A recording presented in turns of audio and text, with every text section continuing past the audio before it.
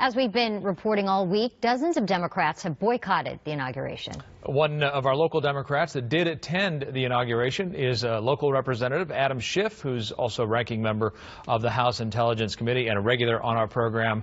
Joining us on the phone from Washington, D.C., Congressman Schiff, good morning, good afternoon to you, sir.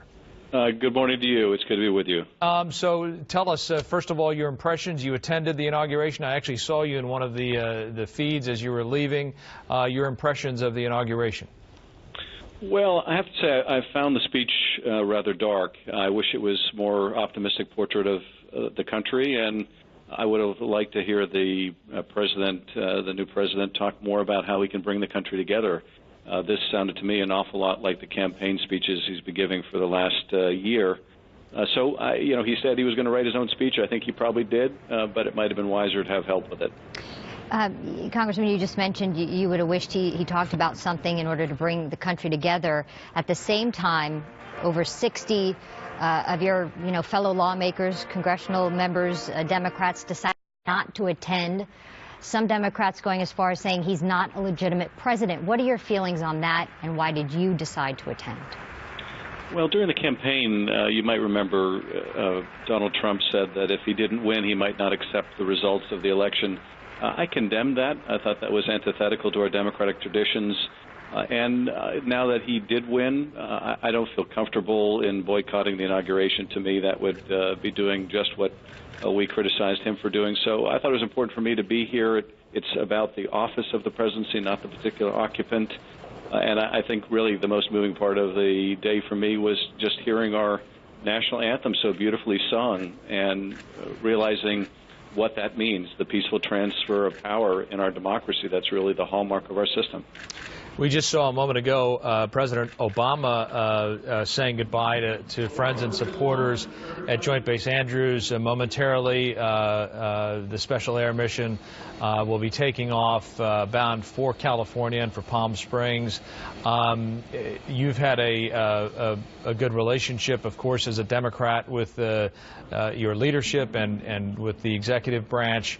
How will things change, or how have things changed already for you as a Democrat with President-elect Trump coming into office?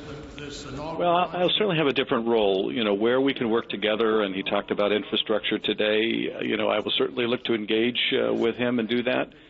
But where, he would tear people down or bully people, or where he would try to, repeal the Affordable Care Act and cause millions to lose their health care, I intend to fight him tooth and nail. I also intend to get to the bottom of the Russian intervention in this election. In my role in the Intelligence Committee, I think we need to do a thorough, nonpartisan investigation and follow the facts wherever they lead. So there are going to be areas of common agreement, but it's also going to be important to make sure that we don't roll back the progress that we've made over the last 8 years. Can we also get your thoughts on the cabinet choices, the nomination process so far?